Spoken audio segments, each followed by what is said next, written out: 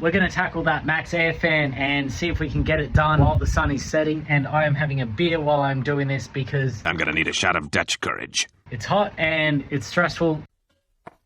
And it's Friday. So, yeah, TGI Friday, right? Anyway, we're going to get stuck into this. I'm going to...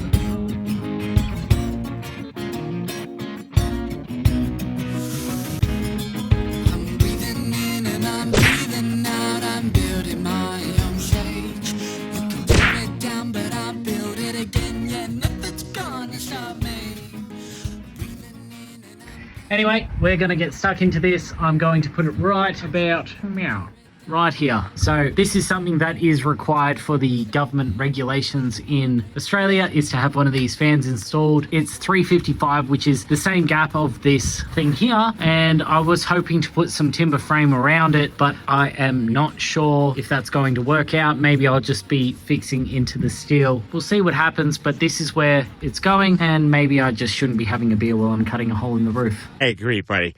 I agree. Anyway, let's have a look. They call it the 355 model, and I've halfway read the instructions. Sure, it can't be too hard. Famous last words, our chickens. So here's what I think I'm going to do. Because I've got all of this space here to work with, I can have it that way or this way. I know there are grooves on the top and I'm trying to avoid them. I'm actually going to put screws in the center here. I'm going to drill through the center. That way I know if I'm going to hit them either way, going forward or backwards. Because say there is a groove there, then drilling here, I can just move the fan that way. If there's a groove here, I can move it that way. He's a genius. That's what we're going to do.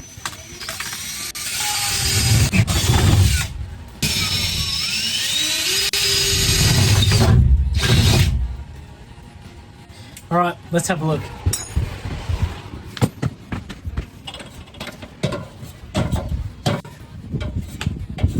P.S. I'm rushing because it's already 7:30 and I just want to get this done before, we get rain or before it gets really scorching hot and I can't walk on this roof anymore. It's hot. Hot. Yep, beauty. So there's my two holes. What I am concerned about is this. So what I might do is actually have him not too far that way and maybe going more this way because I don't want to cut into this bit here. So I'm glad I did that. All right, so what I've done is I've measured out 100mm from that screw hole to these points. Now I'm just going to draw out a line, probably with a level rather than this guy. Segway. So I'm just lining up those two edges because I double checked those measurements and they were okay. Marking them out.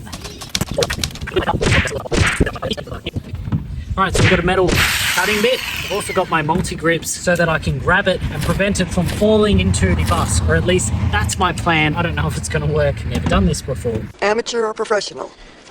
Professional.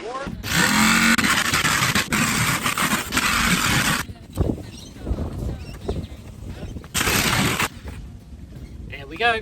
Better than dropping it into the floor. Bye-bye. I want to stay. So first thing I'm going to do is file down the edges so they're not so sharp.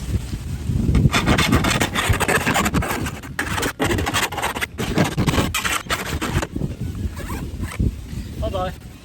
Disrespectful. That's what this is. All right, next step, give her a clean. Now normally I wouldn't paint something that I'm going to silicone soon after. I'd let the paint dry properly, but I'm not going to lay it on really thick. So mainly I'm trying to get the paint into here where I've cut.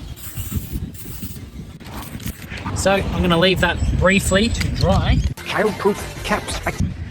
All right, next step, according to the instructions, is to place flange on top of hole, then trace flange, so that you know where said flange is to be placed. Trace. I trace. Now that we've got that out of the way. They say apply this stuff carefully so that it is waterproof. Now what I'm thinking they mean is be liberal, don't be stingy. So I'm going to apply a bead around that trace line carefully. I'm going to apply another bead on the inside carefully, and I think that should be enough. And you're confident of that? Relatively confident. Now you want these little metal brackets facing the sides of your bus. Squeeze him in there. Good. One thing I'm going to double check is using these as a guide. Yeah, it's looking alright.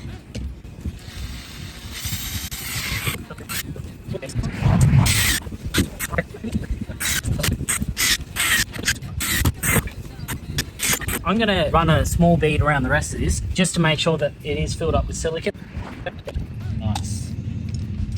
So I lather him up so he's nice and wet with my all-purpose cleaner.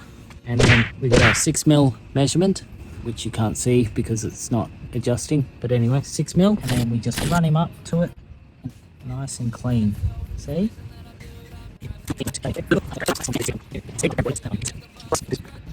Unfortunately, she skinned up a little bit on me because I'm filming at the same time, so I've sort of pushed the limits of the clock a little bit too much. Excuses! But look, she's done and she's okay. 6 out of 10. Let's get the top on there so that we can call it a day because we're running out of daylight. You have to turn this knob to open it up. That's fully opened. So we've got our Maxx Air Fan and it just slots in facing the rear of the bus like that. Oop, not like that. Make up your mind. Like that. Then we put our screws into there. Okay, so as you saw, that hole was sitting higher. So what I did is I screwed down on the angle and then it pulled it down. So I'm going to do the same on the other side just to get it nice and level. And now the rest should be nice and easy. The reason that I had to screw down on that angle is because they've got a bit of foam there that helps keep this all waterproof. So that washer that's underneath the Maxx Air Fan was pushing it up. So it's kind of a good thing that it needed that pressure to screw down and pull it tight, because that should create a watertight seal on the inside of the Maxx Air Fan, I'm assuming. And you're confident of that?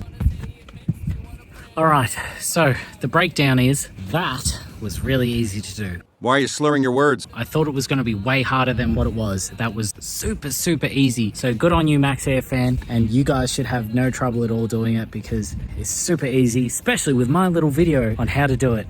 Anyway, I'm going to get off this roof before I fall off the roof. All right, let's work out how to get down.